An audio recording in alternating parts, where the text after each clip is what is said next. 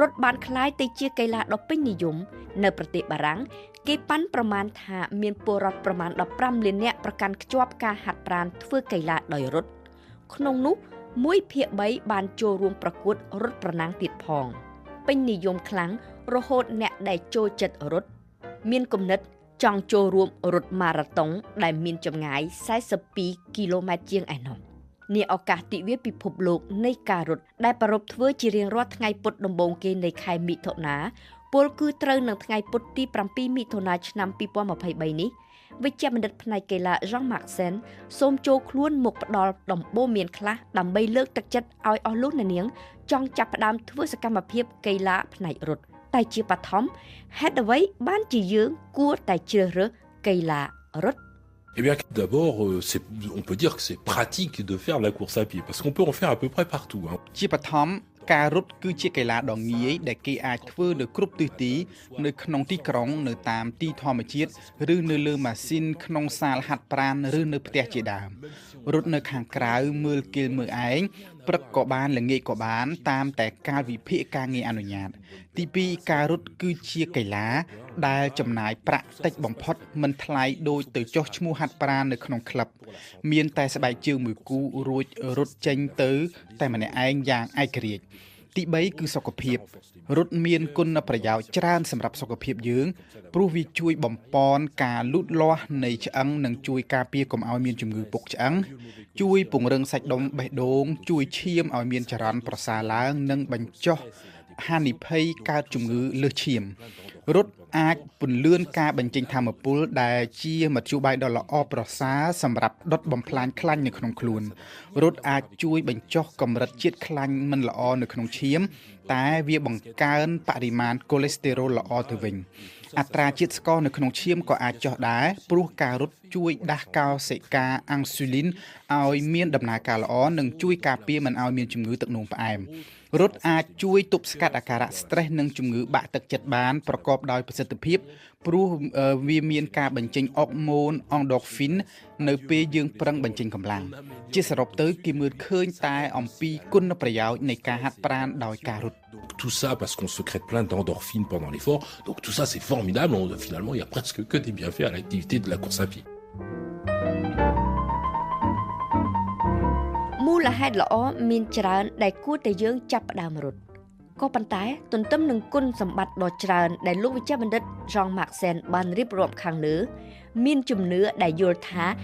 ការរត់មិនមែនជាកីឡាល្អសម្រាប់គ្រប់មនុស្សទេបើដូច្នេះតើគេគួរតែទៅពិគ្រោះយោបល់ជាមួយនឹងគ្រូពេទ្យសិន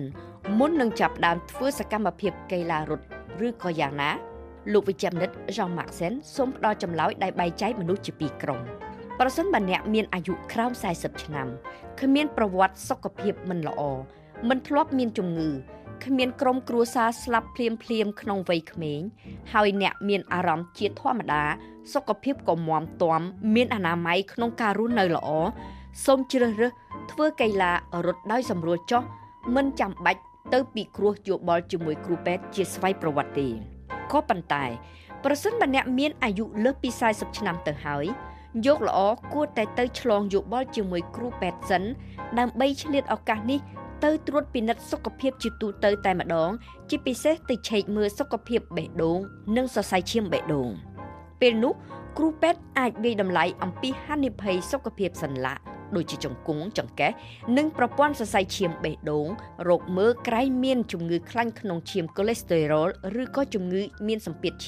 ឈាមឡើងឬក៏ឈាមចុះជាទូទៅបើគ្មានបញ្ហាសុខភាពជាប់ខ្លួនស្រាប់ទេមនុស្សគ្រប់រូបសុទ្ធតែអាចរត់បានទាំងអស់មិនថាមៀតធំមៀតតូចមៀតដាំងមៀតស្ដើងធាត់ឬក៏ក្មេងនិងចាស់ឡើយខ្លួនប្រាណរបស់មនុស្សកើតមកសម្រាប់តែដើរនិងរត់មិនមែនសម្រាប់តែដេកស្ងៀមឬក៏អង្គុយមួយកន្លែងធ្វើការនៅពីក្រោយការិយាល័យទេក៏ប៉ុន្តែដោយហេតុថាការរត់ត្រូវការឲ្យសាច់ដុំបញ្ចេញចលនាដែលបើប្រឹងខ្លាំងទៅនឹងអាចនាំឲ្យមានករណីរបួសឬក៏រយៈសាច់ដុំទើបអ្នកដែលមានមាឌធាត់អ្នកដែលអសកម្មយូរពិបាករត់ឬក៏ត្រូវតែប្រុងប្រយ័ត្នខ្លាំងនៅក្នុងពេលរត់ដើម្បីបញ្ជៀសផលវិបាកទាំងឡាយខាងលើនិងរត់ដើម្បីសុខភាព មិនមែនរត់ដើម្បីប្រណាំងយកឈ្នះចាញ់ឬក៏ទៅចូលរួមនៅក្នុងកម្មវិធីម៉ារ៉ាតុងឬក៏ពាក់កណ្ដាលម៉ារ៉ាតុងយើងស្ដាប់ប្រសាសន៍ណែនាំរបស់លោកវិជ្ជបណ្ឌិត Jean-Marc Sen ជាថ្មីអំពីវិធីចាប់ផ្ដើមនិងការអនុវត្តកីឡារត់ដោយជាក់ស្ដែង Il faut commencer par des courts intervalles. Des courts intervalles, c'est-à-dire au lieu de commencer par courir des longues distances en une seule fois, le mieux c'est diviser. ត្រូវចាប់ផ្ដើមដោយការរត់ឆ្លាស់សកម្មភាពរត់និងដើរមិនត្រូវចាប់ផ្ដើមដោយការប្រឹងរត់ឲ្យបានវែងឆ្ងាយភ្លាមៗនោះទេត្រូវឆ្លាស់ការរត់និងការដើរឲ្យបានញយដងដំបូងយើងអាចចាប់រត់30វិនាទីរួចដើរ30វិនាទីបន្ទាប់មករត់1នាទីឬ2នាទីដើរ1នាទីឬ2នាទីធ្វើបែបនេះគឺជាការពន្យាពេលបញ្ចេញសកម្មភាពកាយសម្បទាហើយបន្តិចម្ដងពីមួយសប្តាហ៍ទៅមួយសប្តាហ៍យើងចាប់ដំឡើងរយៈពេលនៃការរត់ហើយបញ្ចុះរយៈពេលនៃការដើរវិញធ្វើដូច្នេះញយនឹងកាន់តែវែងជាងការហាត់ថ្ងៃមុនទៅមិនយូរមិនឆាប់អ្នកនឹងអាចរត់បានយូរនិងរត់ពេញមួយសេអង់សនៃការរត់ហាត់ប្រាណតែម្ដងសូមកុំចាប់ផ្ដើមដោយបញ្ញាបញ្ញាលពេកត្រូវចងចាំថានេះគឺជាការរត់ដើម្បីសុខភាពជាសកម្មភាពកីឡាដែលត្រូវបញ្ចេញកម្លាំងល្មមទេការប្រឹងធ្វើកីឡាឬប្រឹងរត់នេះគឺជា stress មួយដែរដូច្នេះជាចំណុចគន្លឹះទី2គឺក្នុងអំឡុងពេលប្រឹងរត់នេះអ្នកត្រូវតែអាចនៅមានសមត្ថភាពនិយាយឆ្លើយឆ្លងជាមួយគេបានដោយគ្មានសញ្ញាហត់ដង្ហក់ខ្លាំងបើអ្នកមិនអាចនិយាយឲ្យចប់ឃ្លាត្រឹមត្រូវទេត្រូវបន្ថយល្បឿនត្រឡប់មកដើរវិញដោយដកដង្ហើមស្រូបខ្យល់ចេញចូលឲ្យបានវែងរួចសឹមរត់បន្តទៀតរត់បណ្ដាអាចនិយាយគ្នាស្ដាប់បានបណ្ដាផងទើបល្អសូមកុំភ្លេចចំណុចនេះសំខាន់ខ្លាំងណាស់បើទោះបីជាអ្នកមានអារម្មណ៍ថាយឺតហើយអាចមានកម្លាំងរត់លឿនជាងនេះក៏ដោយក៏ត្រូវតែរក្សាល្បឿនល្មមនេះដដែលរហូតដល់ចប់លំហាត់ពេលកំពុងហាត់រត់សូមកុំភ្លេចមេរៀនទី3គឺការទាញពន្លាសាច់ដុំត្រូវទាញពន្លាសាច់ដុំភ្លើងនិងកំភួនជើងលាជើងឲ្យត្រង់លើកកែងជើងដាក់លើជើងម៉ាឬក៏កំណាត់ឈើអ្វីមួយដោយរក្សាដងខ្លួនឲ្យត្រង់រួចអោនខ្លួនទៅមុខដើម្បីទាញសាច់ដុំភ្លៅផ្នែកខាងក្រោមម្ដងជើងឆ្វេងម្ដងជើងស្ដាំ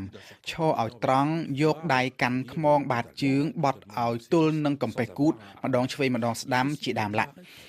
លំហាត់រត់ថ្ងៃទី1របស់អ្នកប្រព្រឹត្តទៅបានដោយរលូនហើយសូមអបអរសាទរ